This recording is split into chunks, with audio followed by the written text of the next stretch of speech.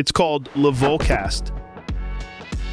Oh, bonjour à tous, bonjour à toutes, bienvenue dans le Volcast, votre hebdo 100% MMA. Je suis le Volk et je suis ravi de vous retrouver pour ce 13e épisode déjà. Les amis, je suis heureux. Pourquoi, me demanderez-vous? On est lundi, c'est le 13e épisode, donc il devrait être catastrophique. Non les amis, je suis heureux parce que cette semaine, il y a du lourd qui arrive. Vendredi, Ares 18 avec 3 ceintures en jeu. Samedi, Saladin Parnasse qui tente la triple ceinture au KSW. Et quelques heures plus tard, l'UFC 296 qui termine en beauté cette jolie année de MMA. D'ailleurs, je vous l'annonce ici, nous allons organiser à l'occasion du dernier épisode de l'année une grande remise de prix. Et d'ailleurs, c'est vous qui allez voter. L'occasion de décerner un prix au KO de l'année, au Français de l'année, au coach de l'année, bref, nos abonnés bien aimés de Fight Minds auront la parole. D'ailleurs, quel nom devrait-on donner à cette récompense? Dites-le nous en commentaire. Si vous n'êtes toujours pas abonné à Fight Minds, c'est le moment, vous pouvez même souscrire pour du contenu exclusif et devenir les mecs les plus cool de vos régions. Mais avant toute chose, il faut parler d'UFC et ce week-end, c'était retour à l'Apex avec Cocorico, le français Kevin Jousset en prélim, et c'est l'heure du débrief.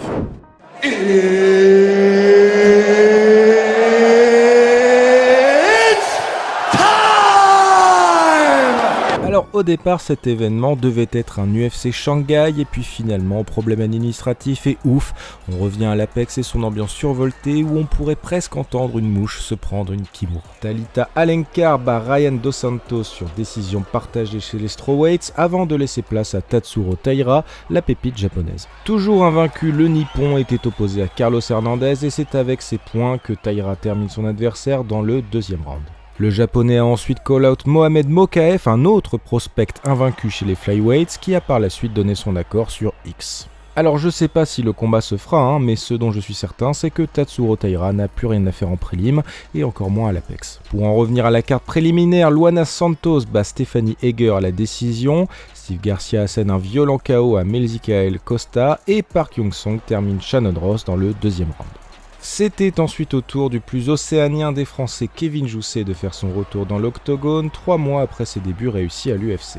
Le partenaire d'entraînement d'Israël Adesanya était cette fois-ci opposé au striker chinois Kenan Song et là encore la performance était belle. L'ancien judoka n'a pas vraiment eu besoin de son grappling pour battre son adversaire et a montré de beaux progrès en striking. 4 combats, 4 victoires en 2023 pour Kevin Jousset qui a encore une fois dit qu'il voulait combattre le plus possible dans sa nouvelle maison, peut-être en mars pour un UFC pareil, qui sait, mais bon ça on en reparle après. D'ailleurs, vous pouvez retrouver notre interview de Kevin Jousset sur Fight Minds, et oui, on est comme ça nous. La carte principale s'est ensuite ouverte avec André Muniz qui s'impose par décision partagée contre Park Jong-young, The Iron Turtle chez les middleweights. À l'UFC, il y a des employés modèles et Tim Elliott en fait partie. Appelé en dernière minute pour remplacer Alan Nascimento contre Sue Mudaerji, le vétéran s'est finalement imposé sur un triangle dans le premier round. Bravo, monsieur Elliott.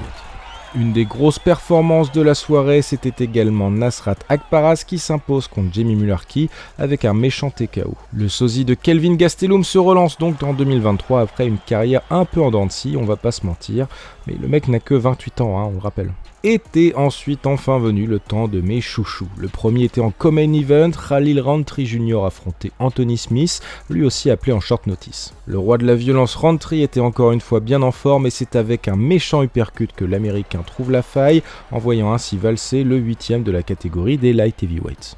Khalil Rountree Jr. a ensuite call-out le champion Alex Pereira, et ça peut sembler un peu tôt, mais je vous rappelle qu'on est chez les light heavyweights, et chez les light heavyweights, y a personne.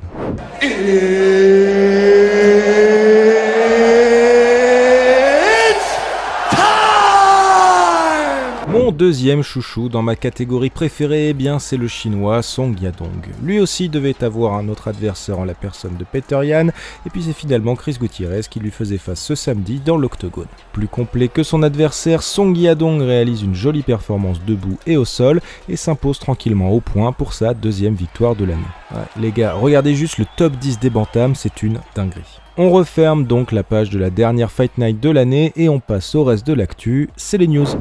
J'ai un scoop pour vous. Vous le savez, Fight Minds est une chaîne belgo-française et 2023 aura été une jolie année pour le pays de Jean-Claude Van Damme. On a eu Patrick Abirora, champion des amateurs, Oki Bolaji qui brille aux Contenders de Dana White, Riyad Meri qui s'impose contre Tony Yoka et bien sûr le grand, le formidable Lawson Keita. Alors on avait quitté le Belge il y a 5 mois sur une grosse blessure contre Sanigidze à l'octagone, mais ça ne lui a pas fait peur. Après un premier round où on s'est demandé si le retour n'était pas un peu trop rapide, Lawson Keita a assommé Nico Samsonidze pour reprendre sa ceinture des featherweights. Alors Keita c'est très fort, on se demande maintenant quelle sera la suite pour la pépite belge, peut-être une signature dans une certaine organisation américaine qui ferait bientôt son retour à Paris. Bon, j'arrête de vous teaser avec ça, on en parle maintenant. Pas mal, non? C'est français. Il y a quelques semaines, Aldric nous régalait en nous révélant que l'UFC allait peut-être revenir en France en mars 2024. Ensuite, c'était au tour de Fernand Lopez de dire que Cyril Gane allait revenir dans la cage en mars. Mars, ça commence à sentir bon. Et bien sachez que Nora Cornol, victorieuse à l'UFC Paris 2, vient d'être matchée contre l'invaincue mexicaine Montserrat Rendon le 23 mars prochain. Alors, est-ce que l'organisation américaine commence à bloquer les Français pour un UFC Paris le 23 mars? On y croit. En tout cas, si ça se fait, ça se fera certainement sans Nassourdine Imavov, Taylor Lapillus et William Gomis, déjà matchés début 2024. Pour Gomis, on connaît son adversaire puisqu'il s'agit de l'Arménien Melzik Bagdasaryan. D'ailleurs, si vous voulez des news sur les derniers combats à l'UFC, j'en ai un paquet pour vous. Ce vendredi, c'était également les finales du tournoi Europe du PFL. Les vainqueurs sont repartis avec leur chèque de 100 000 € et Jacob Nedo et Dakota Ditcheva ont confirmé qu'ils étaient définitivement des noms à retenir. En revanche, la soirée a été bien triste pour nos Français. David Tonacroll prend un TKO contre Brett Jones et Yazid Chouchan un rear naked choke contre Dylan Tuke. Ce soir-là, un autre Français était présent. Cédric Doumbé est monté dans la cage à la fin de l'événement pour call-out Michael Venom Page, un habitué des highlights actuellement agent libre. Le PFL l'a indiqué, le combat pourrait bien avoir lieu chez eux et moi je vous le dis, je suis chaud bouillant. So if you don't know, now you know. Je l'ai déjà dit, je suis un fan absolu des bantamweights et le 17 février, nous allons avoir droit à un banger. L'ancien champion des flyweights et des bantamweights, Henry Cerudo fera son retour contre Merab Dvalishvili, le meilleur copain de l'ancien détenteur de la ceinture, Aljamain Sterling. Alors, est-ce que le génie Cerudo saura faire face au takedown à répétition de Merab?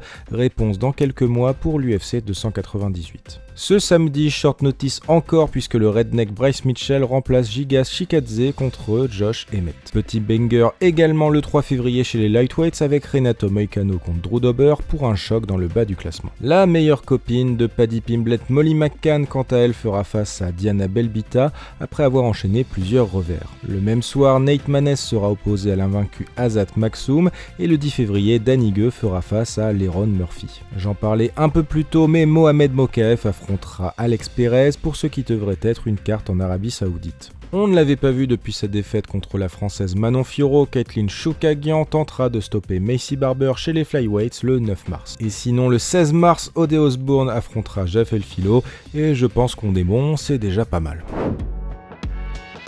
Ah, le Volcast, 13e épisode, c'est déjà fini, mais on reste sur ses appuis pour le reste de la semaine, puisque Ares, puisque Saladin Parnasse, puisque UFC 296. Pour le dernier numéroté de l'année, Leon Edwards défendra sa ceinture contre Colby Covington, et Alexandre Pantoja fera de même contre Brandon Royval. Et sinon, je serai à Ares, les amis, donc le premier qui me trouve, il gagne une bière. Restez à l'affût du contenu de Fight Minds pour parler de tout ça, d'ailleurs on vient de sortir une interview de Saladin Parnasse, donc ruez-vous dessus.